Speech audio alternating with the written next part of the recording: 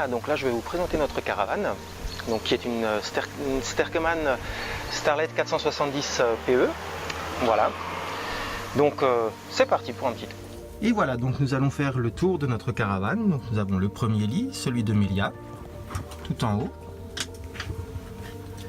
En dessous, le lit de Lilou, avec ses doudous.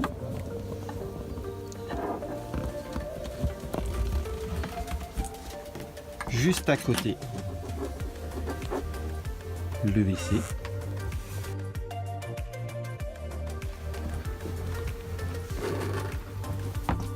L'espace bureau, qui nous sert accessoirement à manger aussi.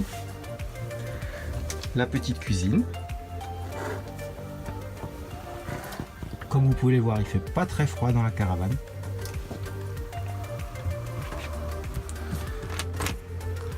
Un petit placard.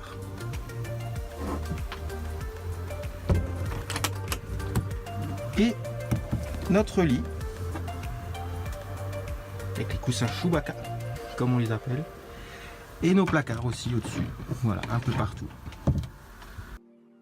On a rajouté un sol chauffant.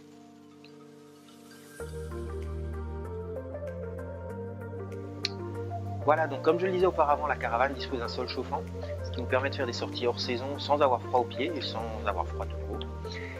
Donc comme le problème principal des caravanes c'est le poids, j'ai recherché un sol chauffant qui est léger, simple à installer.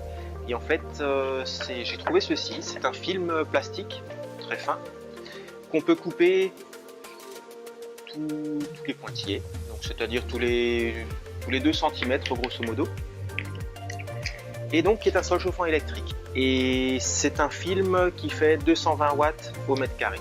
Grosso modo dans la caravane il y a 2 mètres carrés, donc on est à 440 watts pour le chauffage au sol. En plus de ce sol chauffant électrique, nous disposons de 2 autres chauffages. Le premier chauffage est un radiateur traditionnel qui nous permet, quand il fait pas trop froid, de nous réchauffer quand on est dans un camping. Le second, on l'utilise quand il fait beaucoup plus froid, c'est un Webasto. Alors le Webasto, c'est un chauffage soufflant qui fonctionne au carburant. J'ai un petit réservoir de 10 litres de diesel dans la caravane qui me permet d'alimenter ce chauffage. Et avec ces 10 litres, on tient grosso modo 2 jours et demi en faisant fonctionner le chauffage et en ayant une température très correcte dans la caravane. Alors pourquoi avoir choisi le Webasto comme chauffage entre guillemets principal de la caravane quand il fait vraiment frais? C'est tout simple, c'est qu'en fait, suivant les campings où l'on va, hors saison ou en hiver, par exemple en Allemagne, ils ont tendance à facturer l'électricité au kilowattheure.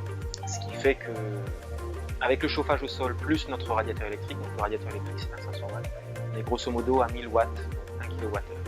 Sachant que les campings facturent entre 50 et 70 centimes le kilowattheure, ça fait entre 10 et 15 € la journée en électricité, ce qui n'est pas négligeable. Alors qu'avec le Webasto, comme dit, on tient 2 jours avec 10 litres de carburant, donc on est grosso modo à 15 € pour 2 jours, donc on est à moitié prix par rapport aux tarifs facturés dans les campings sur l'électricité. Voilà.